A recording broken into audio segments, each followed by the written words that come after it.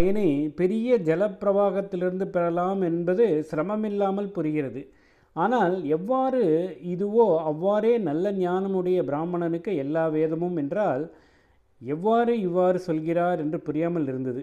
அப்புறம் இந்த சங்கர விஜய ஸ்லோகத்தை பார்த்தபின் தான் அந்த உபமானம் இங்கே சிக்கலில்லாமல் வருவதால் இதை கொண்டு அதுவும் தெளிவாயிற்று.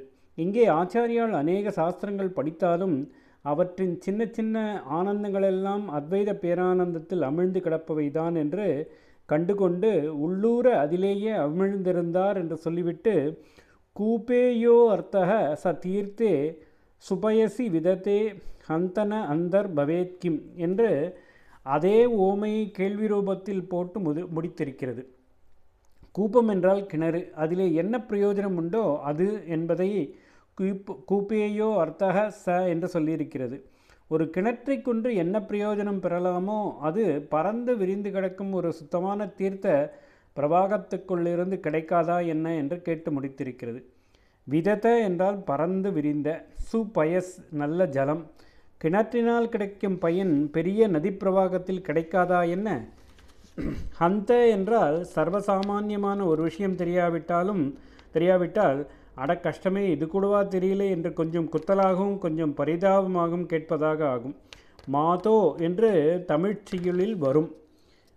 கிணற்றிலிருந்து கிடைக்கும் பயன் மகா நதியிலிருந்து கிடைக்கும் என்று சொல்லியா தெரியணும்.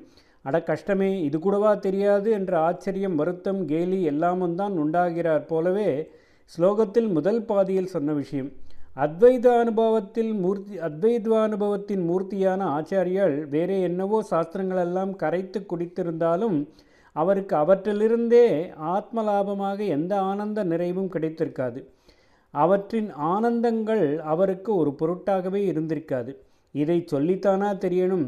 ஹந்த என்றால் இந்த சாஸ்திரங்கள் தரக்கூடிய சின்ன சின்ன ஆனந்தங்கள் எல்லாம் அமுங்கி போய்விடும் பேரானந்த நிறைவான ஒரே நிறைவான அத்வைதத்தில் அல்லையவோ அவர் உள்ளூர அமிழ்ந்திருப்பவர். ஆச்சாரியால் பெற்ற அத்வைத ஆனந்தத்திற்கு முன்னே ஏனைய சாஸ்திர ஆனந்தங்களெல்லாம் மகாநதிக்கு முன்னே கிணறுகள் மாதிரி தான்.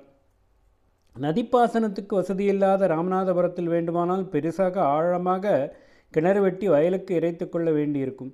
காவேரி டெல்டாவில் எந்த விவசாயியாவது ஆழக்கிணறு வெட்டி பாசனம் பண்ணுவானா? கூபேயோ அர்த்தக ச தீர்த்தே சுபயசி விதத்தே தானே. சுபயசி தீர்த்தே என்று அர்த்தபுஷ்டியுடன் போட்டு இருக்கிறது.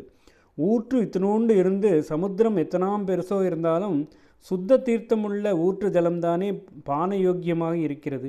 உப்பு சமுத்திரம் தாகம் தீர்த்து கொள்ள பிரயோஜனப்படுமா என்று அவை பாட்டியை பாடி வைத்திருப்பதை குழந்தை தாளிலே படித்திருக்கிறோம். மறந்து கூட போயிருக்கும். மண்ணீரும் ஆகாது அதனருகே சிற்றூரல் சுடல் பிரிது உண்ணீரும் ஆகிவிடும்.